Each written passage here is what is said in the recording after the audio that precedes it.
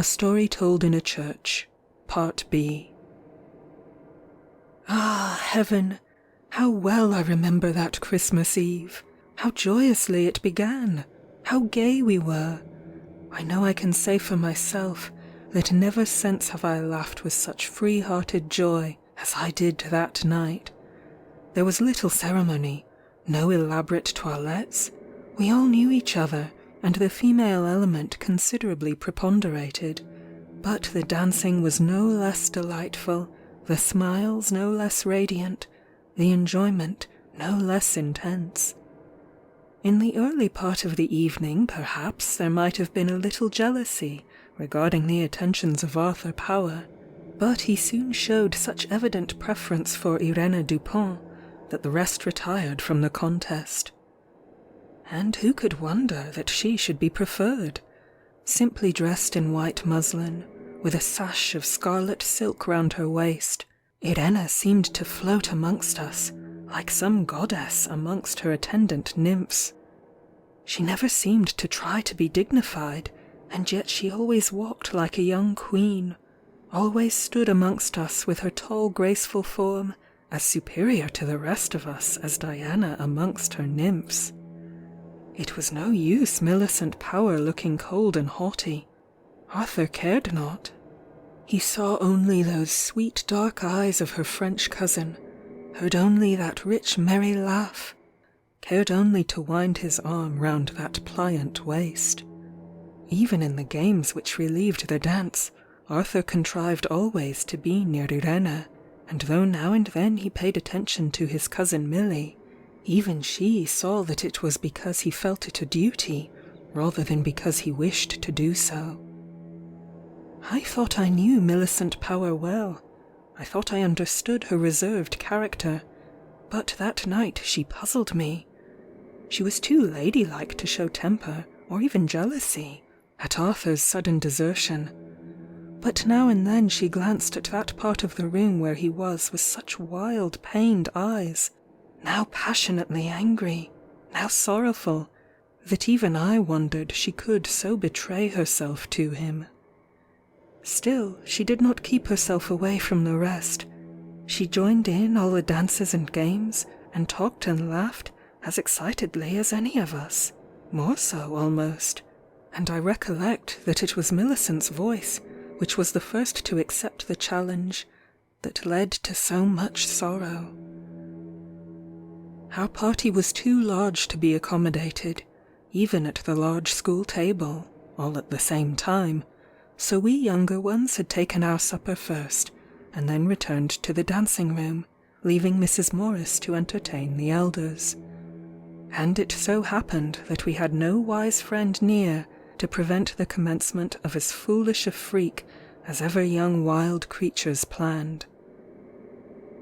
How it was that the subject of ghosts was started, I know not, but I remember that instead of returning to our games, we stood grouped together, listening to a wild story Arthur Power was telling, and though all laughed and declared their disbelief in it, there were few voices that responded to his challenge at the conclusion.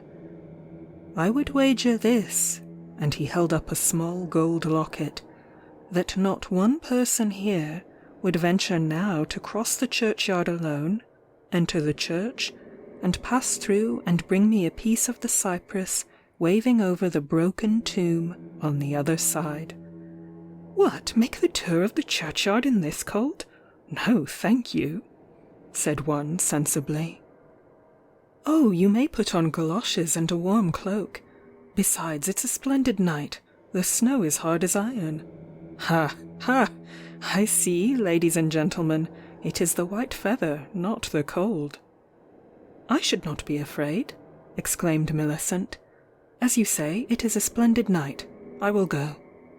And so will I exclaimed. And so will I, exclaimed Irene. No sooner said than done. Upstairs we three adventurous ones crept to don warm cloaks, and then, cautiously opening the front door, for we knew if Mrs. Morris heard aught of such a proceeding, she would quickly stop it. Not 5 minutes later, I, with the key of the church in my hand, started at a quick pace over the hard snowy walk. It was agreed that 10 minutes after I had started, Millicent should follow, and at an equal period after Irena was to come, for, argued Arthur, the elders would probably have finished supper soon, and it would not be safe to wait for the return of each before the other started. Ah, how well I remember that mad midnight walk. It was a brilliant night, but the cold was so intense that I had not reached the gate of the churchyard, close as it was, before I repented of my folly. However, I went in. I was not of a timid nature, and that walk across the snowy churchyard was not in the least fearful to me. The silence of the decorated ancient church, about which I had heard legends enough to terrify anyone, affected me more, and I confess, as the door grated slowly on its hinges, I felt sorely tempted to turn and flee. I did walk very quickly along the stone aisle, and it was with a gasp of intense relief that I stepped out into the snow and moonlight again, through the little chancel door, close to which stood the broken tomb and its dark cypress. My hand trembled so that I could scarcely pluck the bough, and then I fairly ran along the side path which led to the other gate opening into the back garden of Mount Silver. "By St. George, you have only been a quarter of an hour!" exclaimed Arthur Power. "I wonder how fast Milly will run. You look rather white though, Miss Montam." "The cold is intense," I answered rather crossly, "and it was a foolish thing to do." "Did you meet the ghost of the monk?" "Never mind whom I met, there is the cypress bough." Arthur shrugged his shoulders and turned away, still watch in hand. 20 minutes, no, 25 minutes. Milly must be having quite a gossip with the monk, he said presently, not quite so pleasantly though. 27. Ah, there she is. Yes, there was Milly, ghostly white and shivering. Arthur approached her almost anxiously, and though he made some joking remark about her having met a legion of ghosts, I observed that he took her hand and began rubbing it, and then muttered something in a low tone, which, however, only turned Milly's shivering into a convulsive shudder. "Give her something hot to drink," I exclaimed from my corner, where I was also still shivering. "The cold, no one knows what the cold of that church is." And then Milly lifted up her eyes with a look. Heaven, how that look haunted me afterwards! And she managed to mutter with her sweet lips, "Yes, the awful cold." "I wish to goodness Irena would come now, before Mrs. Morris returns," said someone. "She will be so angry about this." And then Arthur Power looked at his watch again, but this time said nothing. A silence fell upon us all. Not a word was spoken. No one moved even. Everyone listened for that light step which should announce the approach for which somehow we all so longed. The clock struck 1, and again Arthur looked at his watch, and then again that silence continued unbroken, and there, motionless, we all remained waiting for her who was never to come to us. No use our listening, no use watching those slow-moving hands of the great clock.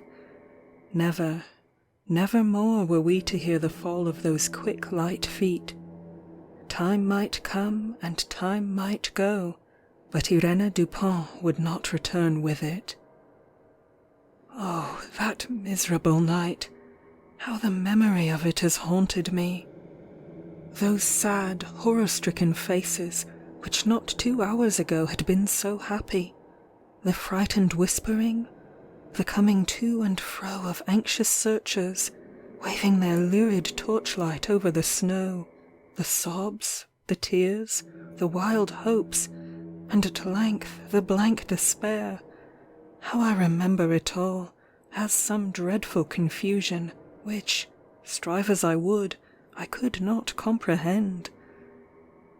A mystery indeed had fallen upon us that Christmas night, a mystery which none could solve. All we knew was that Irena Dupont had gone out, fresh and living, into the snow and darkness, and that she never came back. The path from the house to the church was direct enough. It was perfectly safe.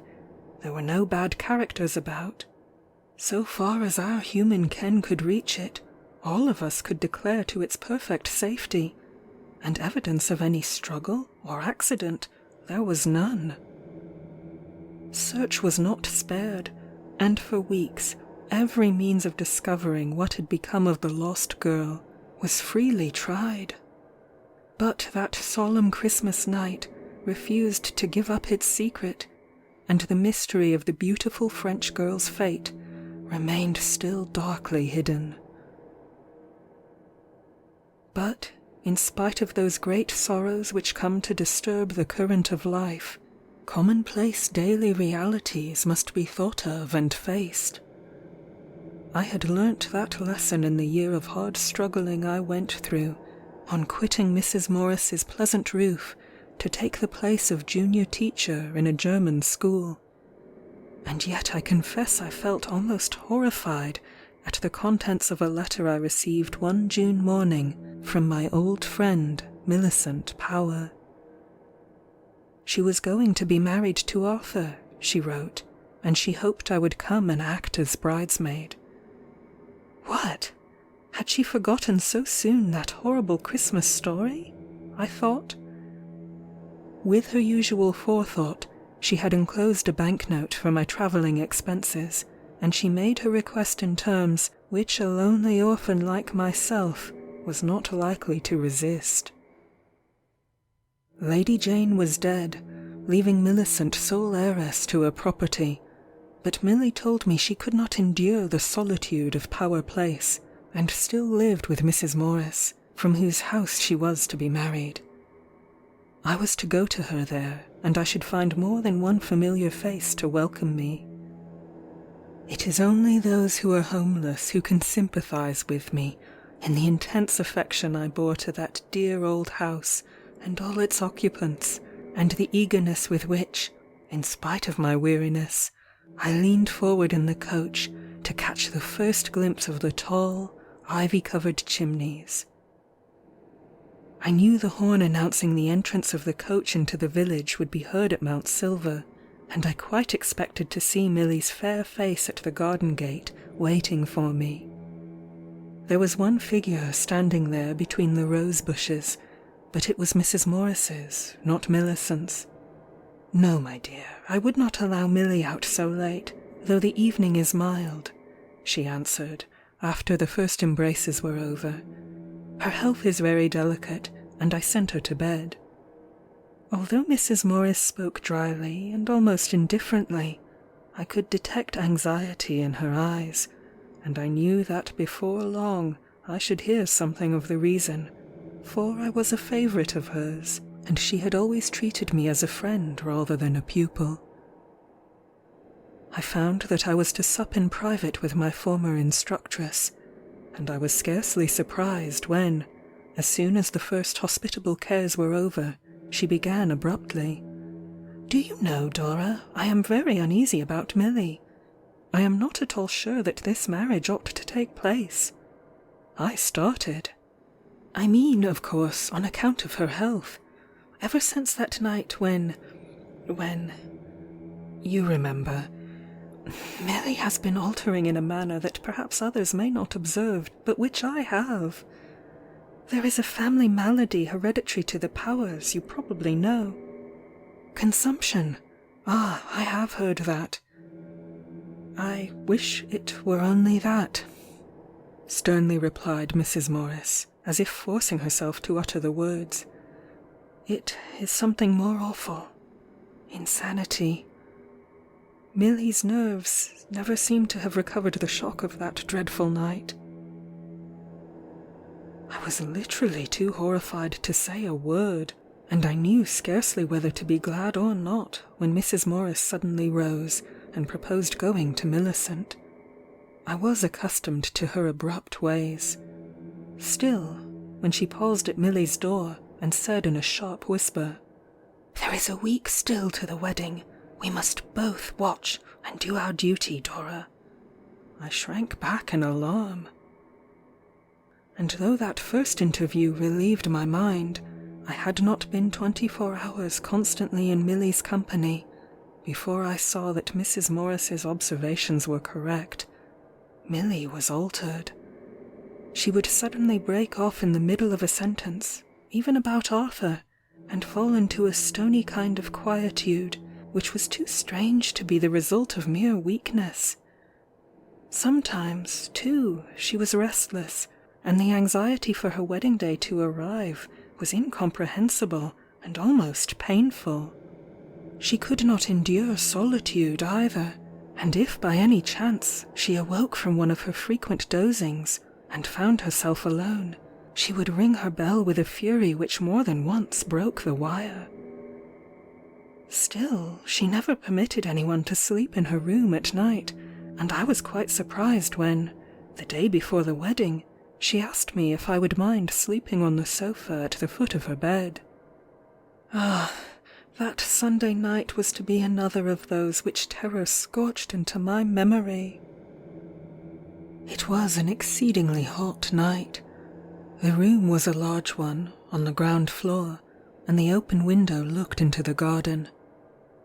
I could not sleep. Milly, too, tossed restlessly from side to side, and, though she slept, moaned piteously. Time seemed as if it would never move on, and hours seemed to elapse between the striking of each quarter. I suppose, however, I must have dozed, for suddenly I started up with the impression that someone had passed by me, and hastily looking towards Millicent's bed, I saw that it was empty. Why, instead of rushing to the door, I flung on a cloak, and barefooted as I was, darted through the French window into the garden. I know not. It must have been some fate that guided me, for there, dimly visible passing through the little gate into the churchyard, was a white figure. I flew along, but Millicent went faster than I, and with a strength and steadiness she never displayed in the day. On she went, up the little side paths, never pausing, but going on swiftly, steadily, towards the chancel door. Surely now she must pause, unless by some chance the preparations for the marriage had caused the door to be left unlocked. She passed in. Ah, how I flew then, though why, except fearing some horrible catastrophe, I know not, and at length a second time I stood within that ancient church in the dead of night. Even as I entered, a low, piteous moan directed me to where I should follow my unfortunate friend, and there in one of the grim side aisles, where the stone pavement still bore Latin inscriptions to departed monks, I saw that white figure kneeling and moaning and bruising her soft fingers against the hard stone. "There, I know it is there," she muttered. "I lifted it then so easily, it must come up again. Don't shriek so, Irena. Oh, don't shriek so." And then, lifting up her white, agonized face, she desisted from her awful scratching at the stone, and put her hands to her ears, as if to shut out some dismal sounds. I stood transfixed with horror, not daring to approach, for I saw that though she had her eyes open, she was asleep. But at that moment the chancel door slammed. With an awful cry the sleeper started up, gazed wildly round, and then I saw her fall prone on the stone floor, the lifeblood flowing from her lips. There was no wedding the next day in that ancient church.